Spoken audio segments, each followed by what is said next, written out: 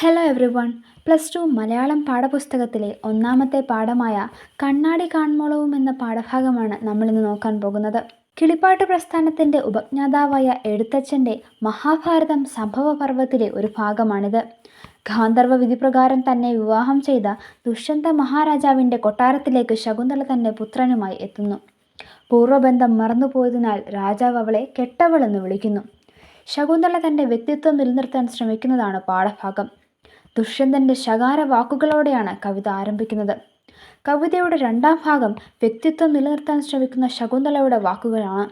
സാധാരണക്കാർക്കും മനസ്സിലാവുന്ന ഉദാഹരണങ്ങൾ കൊണ്ട് ഗഹനമായ ആശയം അവതരിപ്പിക്കുന്നു.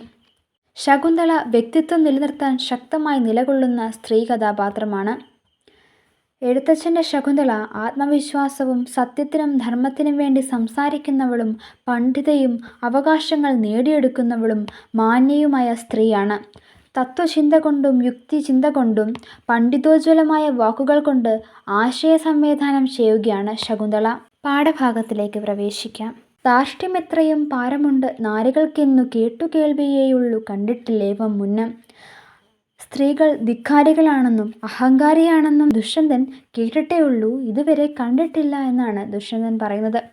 കുലടയായ നീ വന്നെന്നോട് കുലീനയെന്ന് നലസാലാപം ചെയ്തതഖില മലം മലം.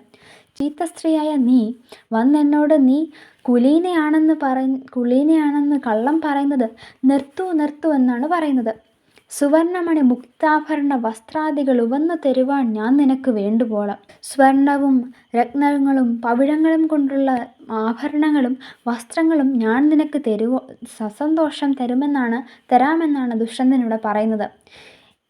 ദുഷ്യന്തൻ ഇവിടെ ശകുന്തളയെ സ്വർണവും വസ്ത്രങ്ങളും കണ്ട് മയങ്ങുന്നവളാണ് എന്ന് പറഞ്ഞ് അധിക്ഷേപിക്കുകയാണ്. പിന്നെ നീ നിനക്കൊത്ത ദിക്കിന് പൊയ്ക്കൊള്ളണം, നിന്നിനി കാലം കളഞ്ഞിടായിക നീ. സുവർണമണി മുക്താഭരണ വസ്ത്രാദികൾ ഞാൻ നിനക്ക് തന്നു കഴിഞ്ഞ അടുത്ത നിമിഷം തന്നെ നീ നിന്റെ സ്ഥലത്തേക്ക് പോയിക്കൊള്ളണം. നീ ഇവിടെ നിന്ന് സമയം കളയണമെന്നില്ല.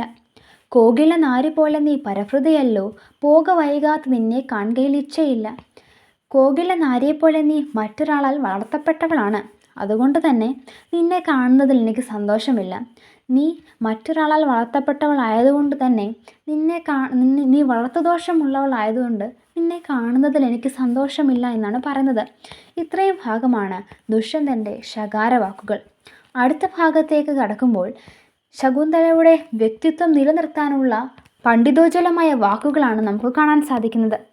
സുന്ദരി ശകുന്തള പിന്നെയും ഉര ചെയ്താൽ നിന്നാവാണികൾ കേട്ട് മന്ദാക്ഷഭാവത്തോടും. സുന്ദരിയായ ശകുന്തള ഇതെല്ലാം കേട്ട് ലജ്ജിതയായി നിൽക്കുകയാണ്. എന്നിട്ടും അവൾ പറയുകയാണ്, കടുകിൻ മണി മാത്രമുള്ളൊരു പരദോഷം ഉടനെ കാണുന്നു നീ നിന്നുടെ ദോഷം. പിന്നെ മറ്റുള്ളവരുടെ കടുകിൻ്റെ മാത്രം വലിപ്പമുള്ള ദോഷം നീ ഉടനെ കാണുന്നു, നീ നിന്നുടെ ദോഷം കാണുന്നുമില്ല. കണ്ടാലും ഗജമാത്രം കാണുന്നില്ലേതും അത് പണ്ഡിതന്മാർക്ക് പോലുമുള്ളൊരു ശീലമത്രേ.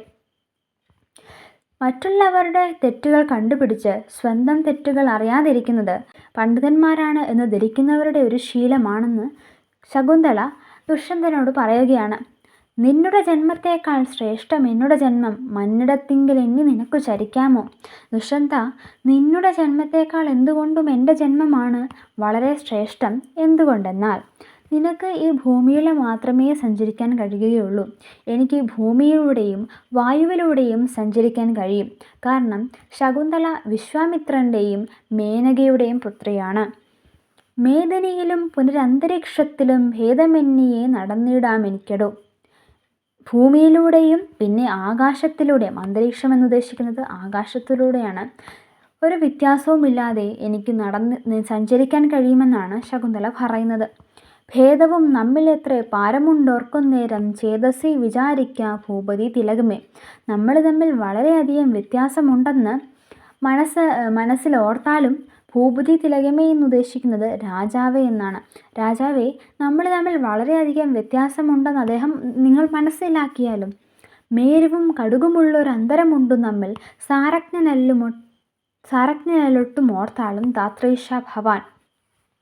നമ്മൾ തമ്മിൽ ഒരു മേരുവിൻ്റെയും, അതായത് പർവ്വതത്തിൻ്റെ വലിപ്പം നമുക്കറിയാമല്ലോ, കടുകിൻ്റെ വലിപ്പവും നമുക്കറിയാം.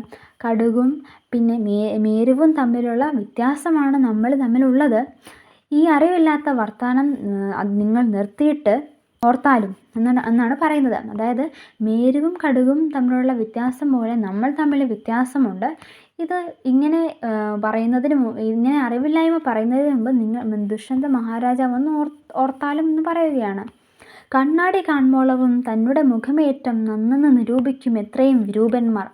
കണ്ണാടി കാണുന്നതിന് മുൻപ് വരെ വിരൂപന്മാർ സ്വന്തം മുഖം ഏറ്റവും വളരെ മനോഹരമായിട്ടുള്ളതാണെന്ന് വിചാരിക്കുന്നു. അതായത് സ്വന്തം തെറ്റുകൾ തിരിച്ചറിയുന്നത് വരെ താനാണ് ഏറ്റവും വളരെ മഹത്വമായ വ്യക്തിയെന്നും താൻ സത്യസന്ധനാണെന്നും നമ്മൾ വിചാരിക്കുന്നു. അതാണ് ഈ വരികളിലൂടെ പറയുന്നത്. കണ്ണാടി കാണുമ്പോളവും തന്നുടെ മുഖമേറ്റം നന്നെന്ന് നിരൂപിക്കും എത്രയും വിരൂപന്മാർ.